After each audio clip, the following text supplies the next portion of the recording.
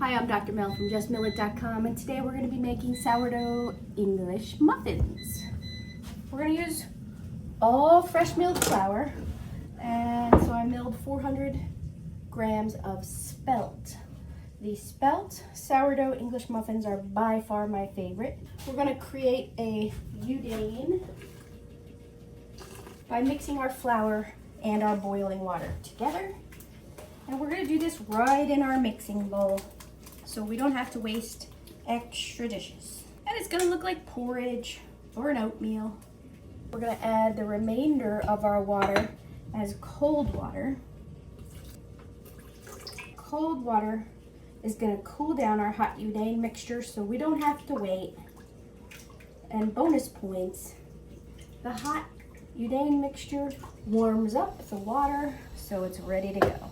Now we're going to add the remainder of our ingredients, which is sea salt, lemon juice.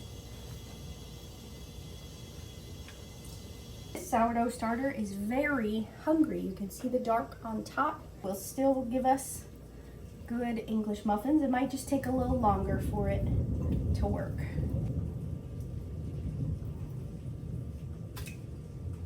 That is about 80 grams. Finally, we're gonna add our flour. And then we're gonna knead until we hit a window pane.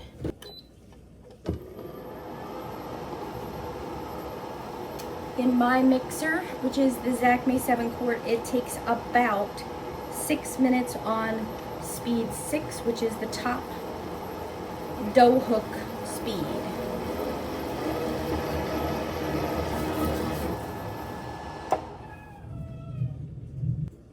And let it rise until at least 50%. These might be a little overproofed. I woke up at 3 o'clock in the morning and put them in the fridge instead of before bed. You can see they're very bubbly. I'm not quite sure yet just how overproofed they might be, but we're gonna give it a try anyway. The method is the same, regardless of whether we let them rise too long or not. There we go. So I'm gonna oil my board. I also have some cornmeal, fresh milled, mine's blue and red corn, that we're gonna dip these into and put on a tray, which is up here, okay?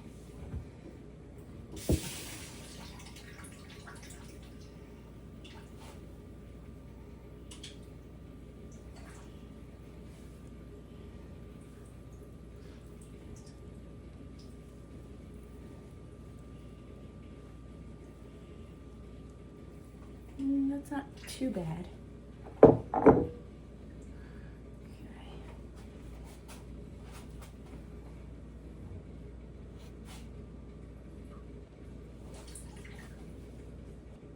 Since I can't find my cutter, I'm going to use a wide mouth mason jar.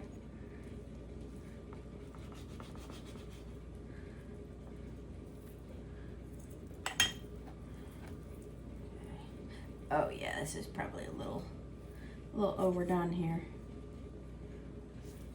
That's all right.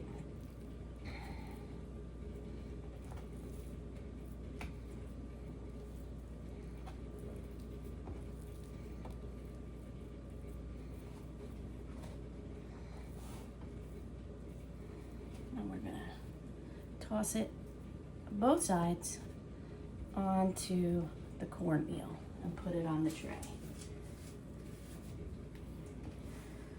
All right, let's see if we can spread this out a little bit.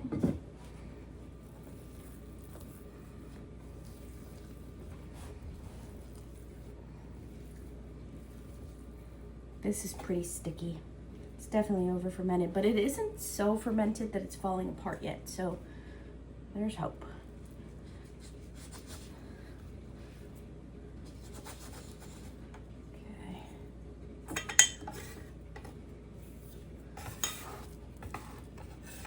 Yeah, we're just gonna shape each of these into a little ball.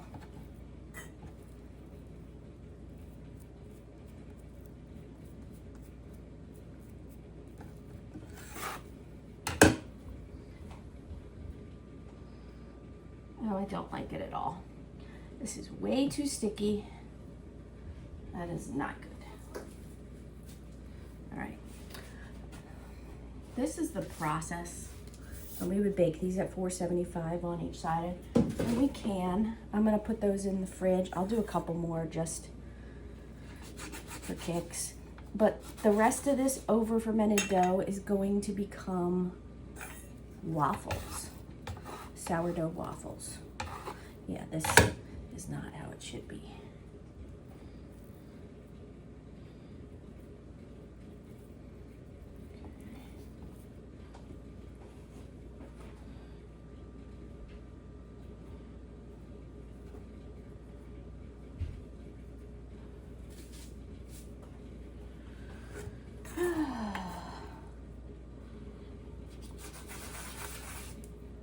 At times.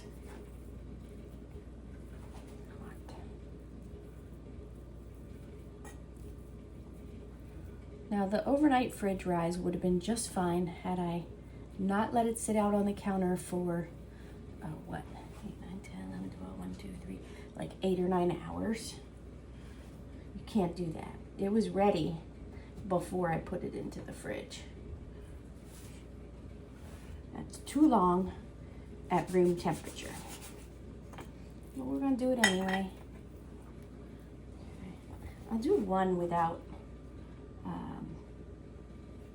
shaping it, and we'll see which one turns out better.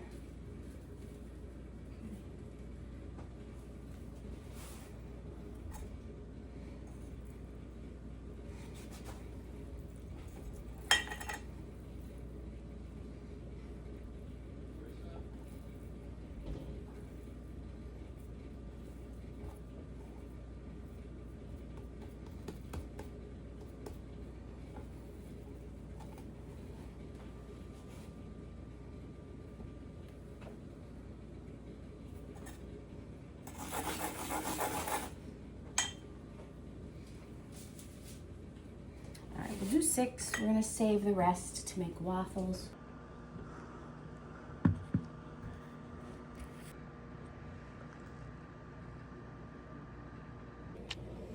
Okay, we have our English muffins in the oven at 475. They've been in there for about 6 minutes. We're gonna go in and flip these and then cook them for another 6 minutes.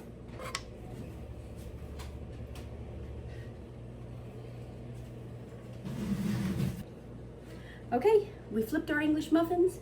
We're gonna set another timer for 6 more minutes and then check them.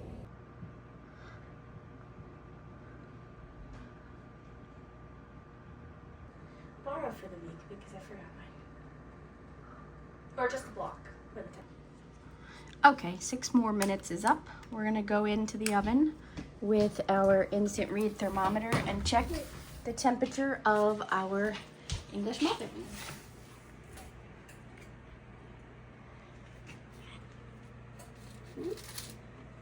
And that's hard to get in there. Hold on. I gotta get up. Okay. Right in the middle. 192, 206, 208. They're done. We're gonna pull these out.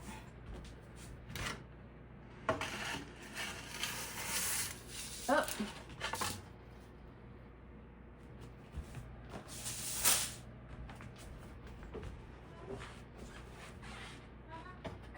Just wait. English muffins are out of the oven. They're hot, hot, hot. Use a pot holder. Beautiful cornmeal coating. And we need these to be able to pull apart nicely and have nooks and crannies. And so you never slice these with a knife. No knife. Use a fork and poke into the English muffin and then keep going all around the English muffin. If you want to wait till they cool to pierce with a fork, you can do that because it will get a little gummy. Why would it get gummy if we bake to 206?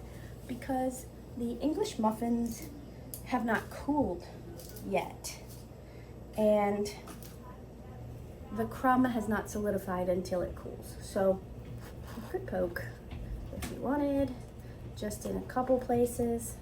Hot, very hot. Hot, hot, hot, hot, hot. No, it's burning my hands. I'm not gonna burn your hand. We have poked all around the edges with our fork, and now once it's cooled a little, then you can pull it apart where you pierced your English muffin. And when you do that, you get nice deep nooks and crannies. Look at all of those. Isn't that gorgeous? So even though we overproofed our dough, we still got beautiful sourdough spelt English muffins. I'm Dr. Mel. Thanks for joining me, and English muffins are always better when you just mill it.